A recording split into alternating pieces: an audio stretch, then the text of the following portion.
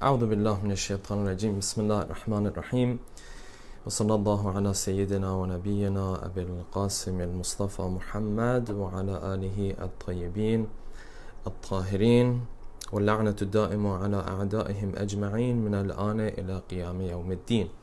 Assalamu alaikum, brothers and sisters. Welcome to another one of our Mizan live sessions.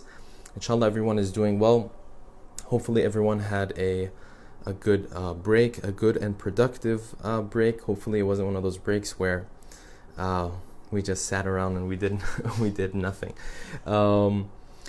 So we'll continue. I believe everyone is familiar with how we've been doing things, and we'll continue inshallah with that same method.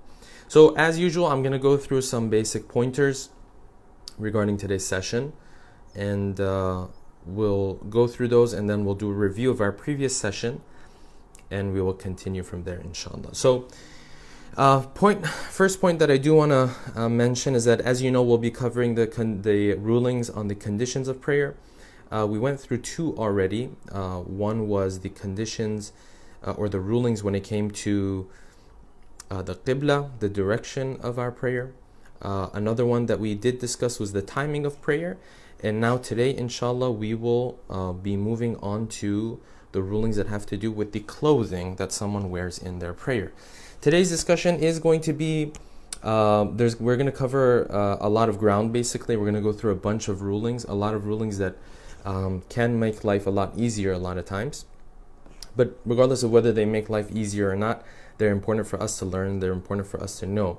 So we will be covering quite a bit of rulings today. So today, I think in the next today and at least another session, maybe two other sessions, we'll be covering the rulings that have to do with the clothing that someone wears in prayer. There's a number of questions that come up in this regard, and as we move on, I'll get into a little bit more of the detail regarding that, because it's one of those topics that we deal with every single day, and it's one of those topics that has a lot of details in fact as well. So we have quite a bit to cover. As I've mentioned before, feel free to leave your comments, your questions. If it's a question that you have while we're going through this topic, you can just put them right in the comments section, which I'm going to take a look at in just a second. If it's a question you have afterwards, please do not leave it in the comments section. Please do inbox us or send Mizan Institute a direct message, and inshallah we'll get back to that. And they've been brothers and sisters asking questions, sending in questions after the sessions, alhamdulillah, and we've been getting back to them as soon as we can. When you do send in a question, please do mention who you follow. This is something that happens over and over again, that people send in questions without mentioning who they follow. Someone sent in a question, they said they follow Ayatul Sistani and Ayatul Khamenei. So that was a new situation I'd never dealt with before.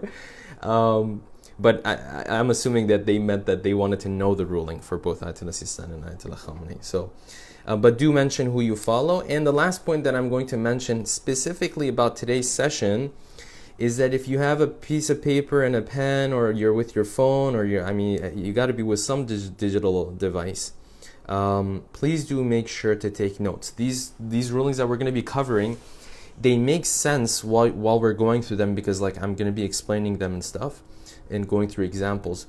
But once the session is over, it's a little difficult to go back and to remember all of the details, because there's a bunch of details. What we're going to be covering today, and for those who know me, I'm not the type of person who easily says something is complicated, but today's session is, I shouldn't say complicated, but it is detailed. So if you can take notes for today, trust me, it'll make your life a lot easier moving on. Hopefully you have a little Mizan notebook or something like that by now. If not, you should. That's just my suggestion. But so please do take notes, because that's going to be important moving forward in today's discussion particularly. But in general, for ahkam, there's a lot of details, so if you write them down, it'll just make life so much easier. Okay, so let me just take a look at the comments section real quick, and then inshallah we will continue from there. Yes, salam alaikum to all of our brothers and sisters who've joined us. Thank you for being with us again. Let's go through a quick review of what we discussed in the previous sessions or session, and then we'll move on to today's discussion. So last session was about Qibla. It was a topic that I thought we wouldn't have too much to cover, but as it turned out, there were a lot of questions that brothers and sisters had about that topic. So it was interesting for me personally. But the first ruling that we mentioned is that in mustahab prayers, you still, obviously in wajib prayers, you have to face the Qibla. Everybody knows that. But the ruling that we did clarify was that in mustahab prayers, you also have to face the Qibla. A lot of people think that because it's a mustahab prayer, you don't have to do that, where in fact you do.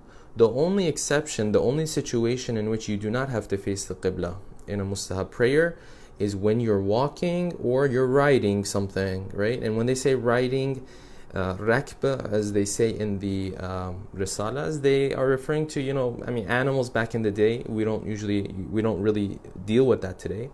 But if you are riding, if you're driving a car or riding in a car or in a plane and things of that nature, that's where this topic will come up. So basically, they say when you're walking or you're riding something else, in those situations, the Qibla is not something you have to worry about, right? You can just go on with your life without having to worry about the Qibla. So that was the first ruling. Second ruling was that when we talk about facing the Qibla, we say facing the Qibla is wajib. It depends on whether you're in the city of Mecca or not. If you're in the city of Mecca, you can see Masjid al-Haram, then you literally have to be facing Masjid al-Haram. If you're outside of Masjid al-Haram, which is like 99% of the rest of the population, then as long as relatively you're in the direction of the Qibla, as long as the urf, the common view says this person is facing the Qibla, then you're good. You don't have to worry too much about anything else. And under this ruling, we mentioned that there are those who get too worried and carried away sometimes with, am I directly towards the Qibla? Am I off by 1 or 2 degrees here? Or do I have to do this? Do I have to do that? Whereas the maraji themselves are saying that's not even something you have to worry about. If you are, facing towards the Qibla in such a way that the common view says, hey, he's facing towards the Qibla, then you're good to go. You don't have to worry about that. That was the second ruling we covered. Ruling number 3 was that before starting your namaz, you have to be sure, or at least confident, that this direction that you're praying in is in fact the Qibla direction, right? If you're not sure about that, you don't know, then you're not allowed to start your prayer. You have to delay your prayer. And you have to keep looking and looking until you can come across a situation where you can say, hey, this is the direction of the Qibla. Until then, you cannot do it. You cannot enter into the salats, right? So they say, hey, if you're in a situation, I think a couple people asked this in the last session, although I don't know how often we deal with this, but if you're in a situation where there's no way for you to find the Qibla, they say that then you would have to pray towards the direction that there's a greater possibility that the Qibla is that way, in that direction. You would have to do that. And if that's not possible at all, then they would say you have to pray in all 4 directions. Okay. So that was the third ruling that we covered. Moving on to the fourth ruling. The fourth ruling was probably the most important ruling that we covered in the Qibla discussion. And so I want to go through it with a little bit of attention to detail here, okay? So the fourth ruling was this. What am I supposed to do when I pray, and then after I prayed, I find out that the direction in which I was praying was wrong? Okay, this is something that we deal with quite often, actually. And I gave you some examples in the last session of how this used to happen with a lot of my friends, students of the Hawza, who would change their dormitory rooms and whatever, and then they were still praying towards the same direction, even though the room had changed. So what are you supposed to do in these situations? Okay. So Ayatollah Sistani says, listen, if you were praying and then you found out that it was less than 90 degrees, if you realize after the prayer, then you have nothing to worry about. And if you find out during the prayer, then all you have to do is stop for a second. You should not be saying any dhikr. You should not be saying whatever you're saying, right? Because all the things that we say in salat, at least according to obligatory precaution, you're supposed to say them when your body is calm. So there is some exceptions there, but just to be safe, don't say anything. And then just change your qibla or your direction of your body towards the right qibla. So that's all you need to do. if you were off by less than 90 degrees, then you're pretty much you don't have much to worry about. Okay, so that's clear. If it's more than 90 degrees, then this is where things get a little detailed. Okay. If it's more than 90 degrees, if it's after the time of the salat. When I say after the time of salat, meaning that the time of salat has passed now. Not that he ended his namaz. No, the time of namaz is gone. It was like he was praying Dhuhr and Asr more than 90 degrees off, and now it's like Maghrib time, right? It's already night time. In that situation, Ayatul Sistani said, you do not have to do anything about it. You don't have to worry about it. If you remember during prayer, you have to cut that namaz. And if it's after prayer, but the time of namaz is still there, then you still have to redo it. Okay, so this is the only place where things get a little, it's a little, maybe a little trouble for us, because it's more than 90 degrees and the time of namaz is still there. Then you have to redo your prayer. Ayatollah Khamenei's ruling is pretty much the same thing. Some very small details. I mentioned, if someone wants the details, they can go back to our previous session, and we've covered that over there.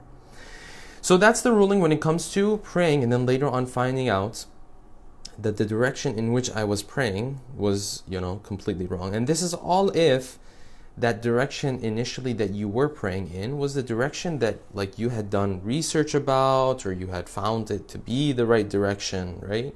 If you didn't even look into that and you just prayed towards somewhere, then from what I know, it is something that you would have to redo. So that's a separate thing. But no, I looked into it. I thought this was the direction. My friend told me this was the direction, and then later on, I came to his house the second time. He told me, no, this is not the direction. We were off by 100 degrees. Then you would have to go based off of these rulings. Number 5 is that if you see someone praying in the wrong direction, it's not necessarily wajib for you to go up there and tell them, hey, listen, you're praying towards the wrong direction. It might have actually, I've seen this happen before where some people have done this, and the person who's praying, poor guy, doesn't know what to do in his namaz. So it's a very awkward situation. So that's what happens. If you don't watch Mizan live sessions, you'll be in those awkward situations. But if you do, then it won't be awkward anymore, because you know what to do, right? In those situations, if they're telling you it's less than 90 degrees, then you're just going to fix it. If it's more than 90 degrees, you know that you can just walk away from that prayer and you'll have to start it again. Okay, but the ruling I was trying to mention is that if someone is praying towards the wrong direction, it's not necessary for you to go out there and necessarily tell them. It's not wajib. And number 6 is praying in the plane. We said that if you're praying in the plane, if the qibla of the plane changes, or the direction of the plane changes, and so the qibla is in a different direction now, you also will stop your dhikr or whatever it is you're doing, and then you will change. Although this doesn't really happen, because usually when we're praying our namaz, especially on the longer flights, it's during that 7 or 8 hours in the middle of the flight where the airplane is going in the same direction. It's not going to change direction mid-air. Usually they start changing direction like the last 30 minutes, which they won't even allow you to get up anyways, right? If you're a good person, you won't get up. If you might be one of those people who just doesn't pay attention to the rules or whatever. The flight attendants might be like, sir, you need to sit down, but you might just ignore them. Anyways, so that's what we covered in the previous section. Let's move on to the things that we want to cover in today's discussion. Assalamu alaikum to all of the other brothers and sisters who've joined us. Very nice to have you guys with us. Okay, so first of all, now we're going to move on to the rulings that have to do with clothing. Okay, this is an important section, and it's a section that I also learned quite a bit about when I was learning about this topic. Okay, so the first point that I do have to mention is that these rulings that we're about to mention, there's no difference between them when it comes to mustahab and wajib prayer. The more we go into this topic, the more we learn that mustahab prayers are not as relaxed and chill as we thought they would be in terms of the rulings. No, a lot of the rulings of normal prayer also apply to them as well. Okay, so that's the first issue.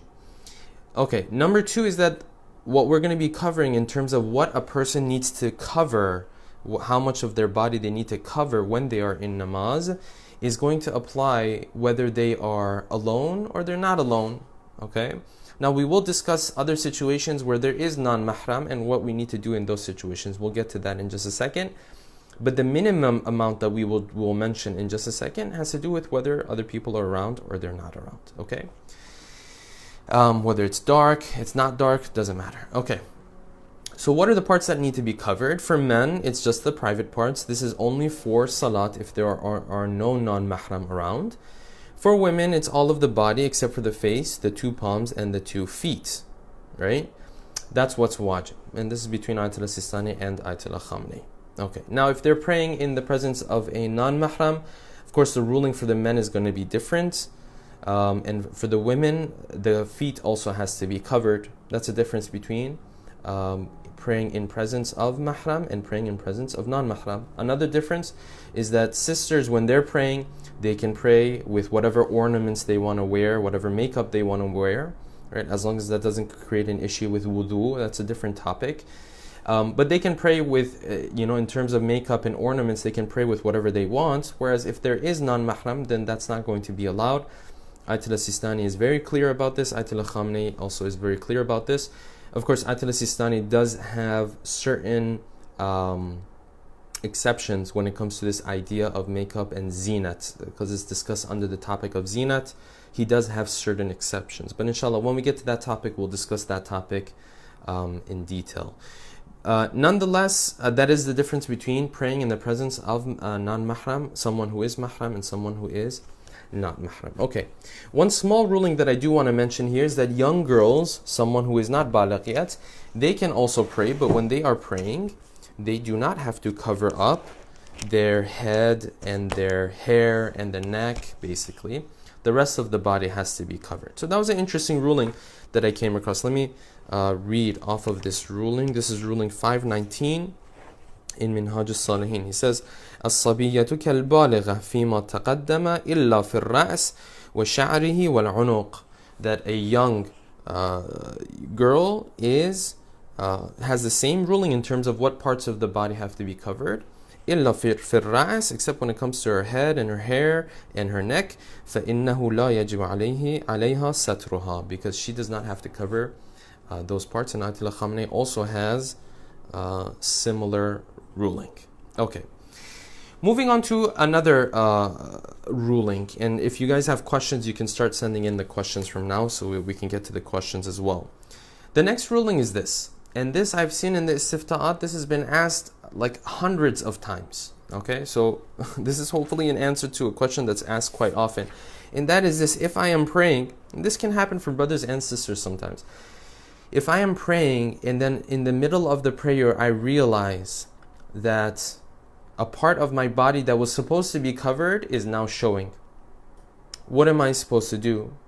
Now, of course, we know that if someone knowingly does not cover these parts of the body that we mentioned in salat, then their salat is batil. So I'm going to mention that one more time. If someone knowingly does not cover these parts of their body in the salat, their salat is batil. If a sister is not observing her hijab in salat, her salat is batil. That's the ruling of Ayatul Sistani and Ayatul Khamni on this matter. Okay?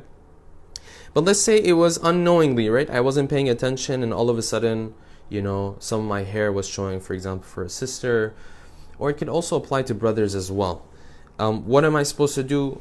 They both have the same ruling, that in the middle of the prayer, you stop in terms of whatever you're doing and you fix it. And it's as simple as that. It won't create a problem with your salat. You don't have to worry about redoing your salat or anything like that.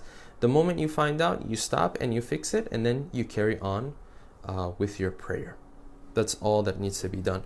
This is ruling 517 from Minhaj al-Salihin. He says, إذا بدت العورة لريح أو غفلة أو كانت بادية من الأول وهو لا يعلم أو نسي سترها صحت صلاته. If he doesn't know, he wasn't paying attention, her hair was showing, or like wind started blowing, or whatever the case may be, صحت صلاته. وإذا التفت إلى ذلك في الأثناء وجبت المبادرة إلى سترها. And if she finds out in the middle, all she has to do is fix it, and then she can move on from there. Okay. والأحوط وجوبا أن لا يشتغل بشيء من الصلاة في حال الانكشاف. According to obligatory precaution, she should not be doing anything when she is fixing it, right?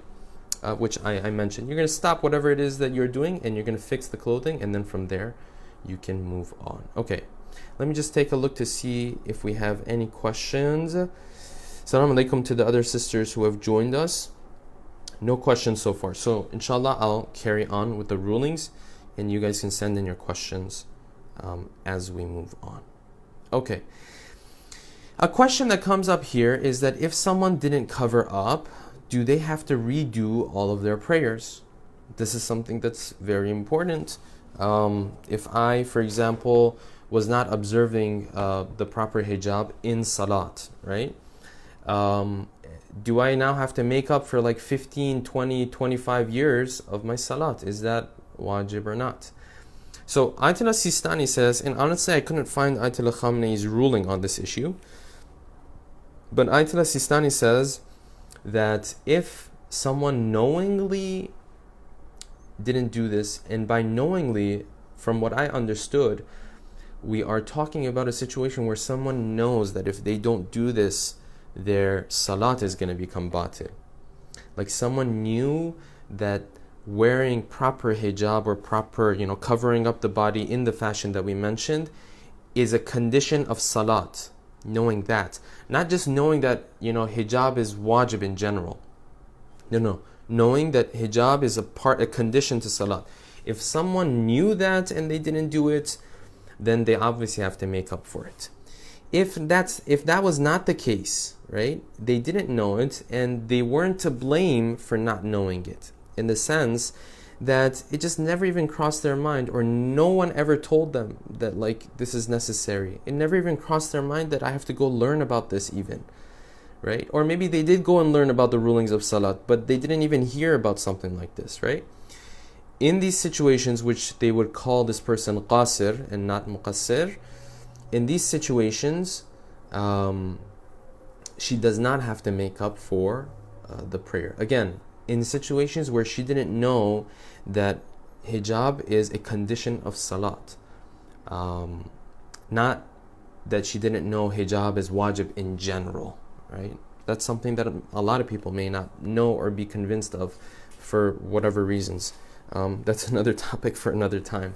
Unfortunately, what's happening to this topic of hijab in our communities and on the on a larger scale in the Muslim community is really shows the how far away we are from the knowledge of the Ahlul Bayt, and how far away we are from how scholars have dealt with this topic. And I say that because this is something that has become, the more you look into it, the more people give their opinions about it. And of course, we're in the day of social media, so anyone can grab their camera, and it's probably applied to me. But anyone who hasn't studied and they haven't done the proper research, I should say, they can just grab a camera and say, this is what I think about this topic, or that's what I think about that topic, right? And that's the beginning of our problems, because for some reason it's not understood within our communities that you can't just give opinions on different topics. As odd as that sounds to some of us, it's not. That's not how it works. It's not like, in any other science that's how it works. I don't know why when it comes to Islam, that's not something that's understood.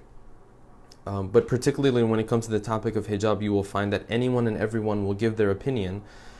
And the discussion is never really, let's see whether this is something that Islam has made obligatory upon us.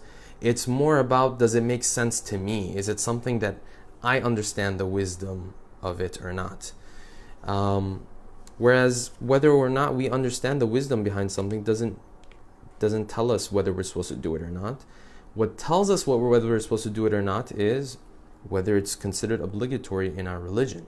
Right? We're not going to understand the wisdom behind all of the details that we have in the rulings of Islam. Right? Some general stuff, of course, we understand the wisdom, but the details we don't understand. Anyways, going off on a tangent, venting a little bit actually. But going back to this is if someone didn't know that hijab is a condition when it comes to their salat. So a couple questions have come in. Let me just take a look at these questions and we'll answer them and we'll move on. Question is asked, if during salat you have a doubt for a moment whether you are reading a 3 rakat salat or 4 rakat salat, will your salat be batil? So I'm not sure if the question is you have a doubt, you don't know if, like for example, I said Allahu Akbar, I don't even know if the namaz that I'm praying is a 3 rakat prayer or a 4 rakat prayer. If that's the doubt that I have, then that technically means I don't know what prayer I'm praying. If the doubt goes back to that, then that means yes, your salat is batil, because like your intention is just totally it's not even there, right? But if you mean a doubt between 3 rakat or 3rd rakat or 4th rakat, we said in the previous sessions that you're supposed to go with the side that has the more possibility, the higher possibility. So if you're doubt between 3 and 4, and you're like, hey, I'm pretty sure it's 4, you can just go with 4. Or you might say, I'm pretty sure it's 3, you can just stick to 3. If the sister if you could please clarify a little bit more what the question is, then hopefully I can answer that better if I misunderstood the question. Brother Asad is asking, Assalamu alaikum Shaykh. Wa alaikum assalam. You can hold off on answering if it will be covered later. A male and female are praying furada in the same room/area. Does the female have to be behind the male? Is the ruling different if the two are mahram/non-mahram? As far as I know, it doesn't matter if they're mahram or non-mahram. The ruling is the same thing. For Ayatollah Khamenei, something that I can say very clearly, that he does not have this ruling that women cannot pray in front of men when they are praying furada. He just says that where the brother is praying, basically, in this case, it would be his sajdah, and the sister's feet, or vice versa, his feet and her sajdah, depending on the situation, have to be like at least the size of a palm away from each other, which is practically happens all the time. So that's Ayatollah Khamenei's ruling. I do remember, as far as I can remember, Ayatollah Sistani, however, he does have an issue with that, where he says that yes, the brother would have to be praying in the front.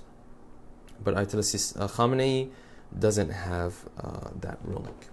Okay, let's go back to the rulings, because now we're going to get to some more detailed situations. Okay, so the conditions of clothing. Okay, I'm going to have clothing on and I want to start my prayer. What are the conditions? So there are 6 conditions. 2 of them are conditions that have to do only with men, and then the other 4 are general. They don't have to do with gender. So what are those 6? Number 1 is that the clothing has to be tahir. Now every one of these we're going to go a little bit into detail, because there are rulings that have to do with each and every one of these. Number 1, they have to be tahir. The clothing has to be tahir. Number 2, the clothing has to be mubah, which means that you can't take someone else's clothing. It can't be ghasba, and we'll go into detail in terms of what exactly that means. Number 3, it cannot be from mayta. Mayta means an animal that is edible but was not slaughtered properly, or an animal that is dead, that the meat cannot be eaten at all, right? Let's say you have a tiger that dies, right? Or that would be mayta, and then you would not be able to take clothing from, your clothing should not have anything of that in there. And number 4 is that the clothing that you are wearing should not have anything from any animal that is a predator, in the sense that it attacks for prey, right? Or from any animal, Ayatollah Sistani adds this, that has haram meat. So if you're wearing something, and when we say clothing, it includes things like the belt and stuff like that. And of course, we'll go into detail in terms of what, I'll take that back. We'll go into detail in terms of what it covers exactly and what it doesn't cover. But overall, it does cover everything that you are wearing or everything that you have. That's why they've even discussed a situation where you have something najis in your pocket, like a piece of paper that's najis in your pocket, or a tissue that's najis that's in your pocket. Would that invalidate your prayer or not? There's a discussion over there as well. So these are the 4 conditions. 2 more conditions that have to do with men only. What you're wearing can't be made of pure silk, and it cannot have gold in it. I mean, I don't think we have anyone in our sessions who will be dealing with any of that. Maybe we do, I don't know. But anyways, those are 2 things that we won't really be going into much detail about unless anyone has questions. Okay, so now we're going to get down to discussing this condition of taharat. We say that your clothing has to be tahir. Well, it's not just as simple as that. There's a bunch of rulings there that we need to discuss. I just want to see the sister's question. If you know which salat you are praying all along, but suddenly become blank for a second, but then remember again which salat I am reading, will my salat be batil because of being blank for a second? No, this being blank for a second is not a problem. As long as you remember in a second or 2 what it was you're doing, then your intention is completely fine. As long as people come to you, they ask you, you know what you're doing, then your intention is completely fine. Okay, so the taharat. Okay, so the first thing that I do have to mention, and this is a very important ruling, is that when we talk about your clothing and your body being tahir, now I know we're discussing the conditions of clothing, but this would also apply to the body as well. When your body and your clothing has to be tahir, if you have najasat in your clothing or your body, and that leads to the parts of your wudu that you wash or you do mash on becoming najis, if it leads to that, and therefore your wudu becomes batil, then your salat is batil. Doesn't matter what situation you're dealing with. Doesn't matter if you forgot, doesn't matter if you find out after prayer, none of this stuff matters. Because I'm going to go through a bunch of details right now about situations where I prayed and then later on I found out my clothing was najis. In the middle of namaz I found out my clothing was najis. I had a doubt and I looked, nothing was there, and then later on I found out it was najis, right?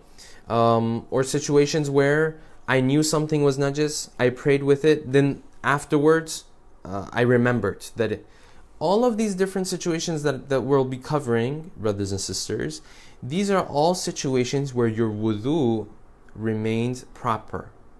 So, for example, if I have a cut on my hand and I do wudu on my hand, that's it. My namaz is batil if I pray with that wudu, right? My namaz is batil because that wudu is batil. Because when you're doing wudu, the parts of your that are the parts of your body that are part of wudu, they have to be tahir, okay? At least while you're doing each part. Now, if I did my face and then I move on to my arms or my hands or whatever, and then my face became najis, that's a different thing. That doesn't create a problem. But if my face is najis and I pour water on it, right? And this is, of course, qalil water, so my whole face becomes najis now, my wudu is going to be batil. So that's one important thing to remember, right? All of these different situations we're talking about. If it leads to your wudu being batil, khalas, right? Or as our Urdu speaking guys say, khatam. It's over, it's finished with. Your salat is batil because having wudu is a condition of prayer, and it's a condition that even if you accidentally don't fulfill, it will create a problem for your salat. Okay, so hopefully I've got that out of the way. Let's go into some of the details here. First situation that we have to discuss. If someone prays and then later on they find out that their clothing was najis. Initially they thought to themselves, so my clothing is clean, tahir, right? They start praying. After the prayer, they find out, oh no, my clothing was not tahir. What am I supposed to do? According to Ayatul Sistani and Ayatul Khamna'i, in this situation, you definitely do not have to worry about anything. I want to emphasize, these are rulings, these are situations where beforehand you knew that your clothing was tahir. It's just that afterwards you found out that no, I was wrong. Okay, that's what we're talking about here. Not if you had a doubt. And we're going to get to that in just a second. So number one, I thought I was tahir. I prayed later on. Like basically the most innocent, honest mistake that you could possibly make when it comes to najasat and taharat, right? That situation, you don't have to worry about it and you have to make it up. Okay. Moving on.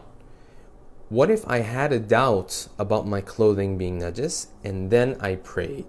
Okay. So, first of all, when you have a doubt, what are you supposed to do? Okay. in general, when it comes to our clothing, and this has nothing to do with whether it is, with namaz or outside of namaz, in general, anytime you had a clothing that was tahir initially, and you have a doubt whether it became najis or not, we all know that you're going to consider it tahir. Furthermore, you do not have to research, you do not have to look into it, right?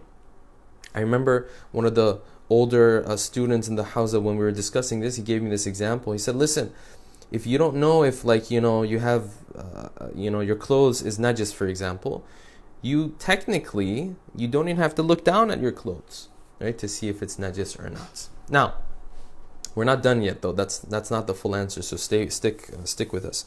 Now, so that's the ruling. Can I pray with clothing that I have a doubt whether it became najis or not? Absolutely. You can take that and you can pray with it, okay? And that's it. However, if you do find out later on that in fact it was najis, then if before the namaz you didn't look, you didn't do the research, then you do have to make up for it according to ihtiyat wajib. So one more time, I'm just going to mention this very quickly and move on. Can you pray with clothing that you're not sure is najis or not? Yes. But if you do pray and later on you find out that it was najis, if before the prayer you didn't look, you didn't do your research on your clothing, right, then you do have to redo your prayer, right? If you did your research and you didn't find anything and then you prayed and then you found out it was najis, you don't have to worry about anything. Okay. So that's that ruling. To summarize it, in general, it's not that common that we have a doubt and then later on we find out that it was najis and all that stuff. But if you do, then that is the ruling according to Ayat al-Sistani. Let me just take a quick look at the question that we have. Yes, Sister Zahra is asking, if you got a cut after doing wudu, is your wudu batil? No. If you got a cut after doing the wudu, the salat is not, your wudu is not batil, and therefore your salat is not batil under certain situations. Now we will come to situations where we discuss that when we say your clothing has to be tahir, there are exceptions, right? There are 3 or 4 exceptions, and we'll get to that. We won't get to that in today's session, but next session we'll get to that. What situations is it okay for you to pray to pray with clothing or a body that is najis? We'll get to that in the next session, inshallah. Okay, so up until now we discussed 2 different situations. Number 1, I prayed and then later on I found out it was najis. We said that's okay. Number 2, I have a doubt. I don't know, is it najis or not? And we covered that as well. Okay. Number 3, moving on. What am I supposed to do if I start praying my namaz and in the middle of the namaz I find out that my body or my clothing is najis, right? And the najasat is the type that is not one of those exceptions that we will come to later on, okay? What am I supposed to do in that situation? According to Ayat al-Sistani, and it's a little detailed here, he says, listen, if you have time, when you see that cut, if there's a chance that it happened during the prayer, then you don't have to worry about it, right? In the sense that you don't have to redo your prayer. All you have to do is you have to try to remove that najasat. So like for example, if the najasat is on your clothing, then you have to take off your clothing. If it's, for example, any situation where you could take care of that without leaving the form of the salat that you are praying, you have to do that. But your salat is not batil. You can continue with your salat, okay? However, if you're sure that this happened before your salat even started, then your salat is batil according to obligatory precaution. Ayat al-Khamni has the same ruling. It says if you're sure this happened before your salat, you saw it in your salat, but you're sure that this happened before salat, right? For example, I'm playing soccer. I feel like there's a huge cut on my foot. But for whatever reason, I don't really look at it. Then I start praying my salat. In salat, I see, I'm bleeding really bad.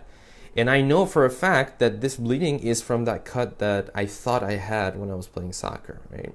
So here I am. I'm seeing the najasat for the first time in my namaz, but I am absolutely sure this happened when? Before my salat. Then you have to redo it. If no, you're not sure, and a lot of times you may not be sure, maybe it happened in your salat. I'm praying, all of a sudden I see, for example, some najasat on me, right? Maybe it was on the ground, in the sense that it got onto you when you started your prayer, for example. If you have a doubt, then all you have to do is you have to try to remove it without leaving the form of salat. You're still in salat, you just have to try to remove it in any possible way that you can. That's what you're supposed to do if you find out in the middle of salat. Last ruling that we will be covering, and we have time, if anyone has questions, please send them in, is this. What about a situation where I knew something is najis, and this happens very often. I knew something was najis, but I forgot. Like I get a cut. I can't wash my clothing right now. We're talking about a big cut, right? Because certain small cuts are not a problem for salat. I get a big cut. When I get this big cut, I know that, like, my hand and my clothing is, a najis. It's a big spot of blood on my clothing. But I forget, and I say, Allahu Akbar, right? And then afterwards, I remember. What am I supposed to do? There's something I knew was najis, I forgot, and now I am praying with it. In those situations, if Ayatollah Khamenei says your salat is batil altogether, Ayatollah Sistani says, if you didn't wash it because you were careless and you're just like, forget about it, maybe I'll get to washing it later on, maybe I won't get to it later on, he says during namaz you have to you have to make up for it. You have to make up for that salat, right? However, if it wasn't because of ihmal, as he says, in the sense that you were like trying to pay attention and be careful to wash it off, you just forgot to wash it off, or you were paying attention to make sure you don't wear this clothing, but still you forgot, he says then in the middle of prayer you have to try to remove it, like we mentioned with the situation where you see najasat in the middle of your prayer. Okay, so these are some pretty detailed rulings. I hope you guys took notes, because they are pretty detailed in terms of the rulings that we have here. These are some of the rulings that have to do with the taharat. Now in the next session, inshallah, and I'm going to end in just about a couple of minutes, so if anyone has any questions, send them in. Yeah, I forgot what I was going to say. Oh, in the next session, what we will be discussing are what are those exceptions, those situations where there are an exception in terms of having najasat on your body, and still you can pray with that. There are 3 or 4 different exceptions that have to do with that, and inshallah we'll cover that in the following session. If I can just read off of some of those exceptions.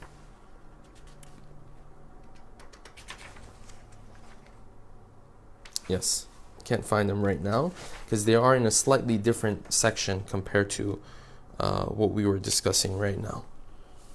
Yeah, like one of them, for example, is if the cut is really big and you can't wash it, and we'll discuss the rulings with regards to that.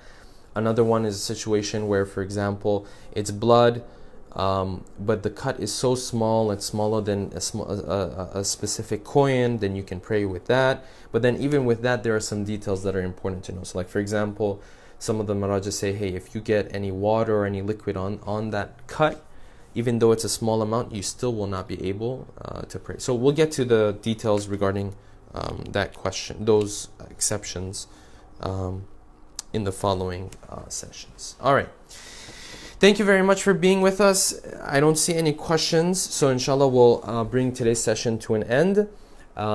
As you know, tomorrow inshallah Shaykh Amin will be discussing the Shia Imamiyya doctrine according to Ayatollah Subhani's book.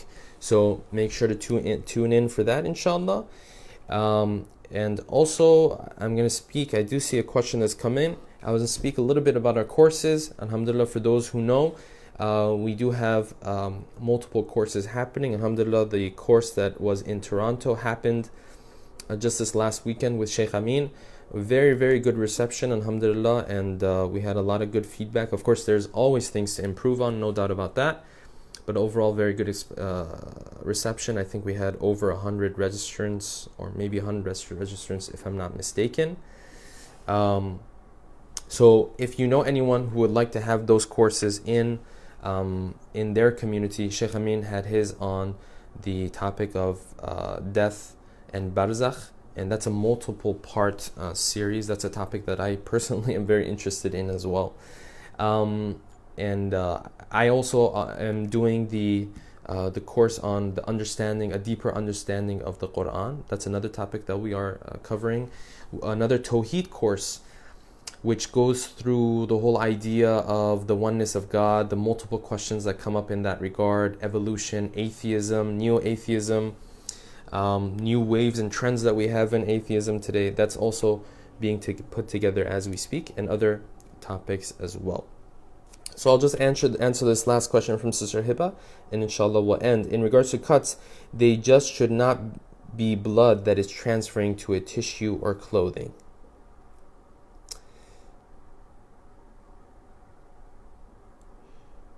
Okay, and it's a little difficult for me to understand the question. In regards to cuts, they just should not be blood that is transferring to a tissue or clothing.